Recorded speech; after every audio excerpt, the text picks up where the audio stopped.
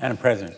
The senator from Connecticut. Thank you, Madam President. I have but a few minutes to speak to my colleagues and to the senator from Alabama, but more important, to the American people. I have only minutes, but the damage of this hold will be years. Be aware, America. Be angry, America, as I am angry, as a member of the Armed Services Committee, as a dad of 2 veterans, a Marine Corps officer who served in Afghanistan and a Navy SEAL who served during these last 20 years, and all of the veterans of America who are angry that our United States military is being used as a political pawn, is held hostage, that brave, determined professionals who want to lead and take our military to the fight that lies ahead, they are in limbo. And it isn't just the 273. It is all who report to them, all who depend on them, all who look to them for leadership. I had breakfast this morning with the acting Commandant, General Smith of the United States Marine Corps. For the first time in 100 years, the United States Marine Corps has no Commandant. Vice Admiral Franchetti, chosen to lead the Navy, the first woman to be in that position, has been held hostage. General Charles Brown, uniquely accomplished aviator and leader, unable to assume his responsibility as chairman of the Joint Chiefs of Staff. And under them, men and women like Lieutenant General James Bierman, nominated to be Lieutenant General in the United States Marine Corps and Deputy Commandant for plans, policies, operation.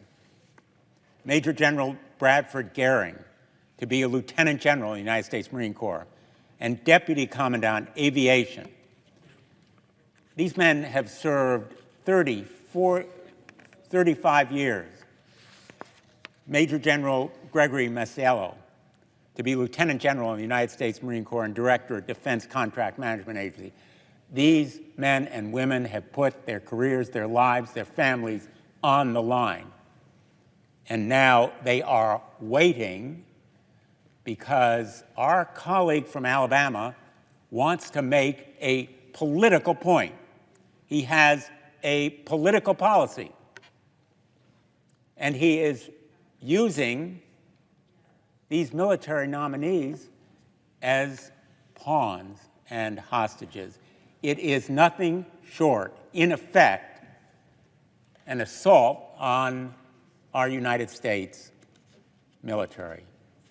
So nothing I say here may persuade him, but what is happening is a travesty and a tragedy for our nation, because it undermines not just our readiness now, but our recruitment in the future. The Marine Corps is the only service that is making its recruitment goals. The Army, the Navy, the Air Force, all are down significantly.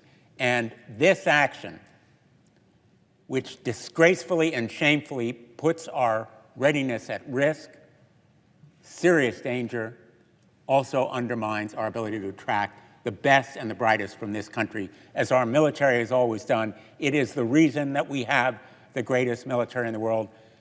We have all of the weapons systems. We have the kinds of hardware that we need. But most important, we need the great men and women who will be discouraged by this action by the senator from Alabama. So I plead with him, but most important, I ask the American people to be aware and be angry, as we all should be. And I hope that my colleagues will join the American people in persuading him that this kind of hold is shameful and disgraceful and should be rejected. Thank you, Madam President. I yield the floor.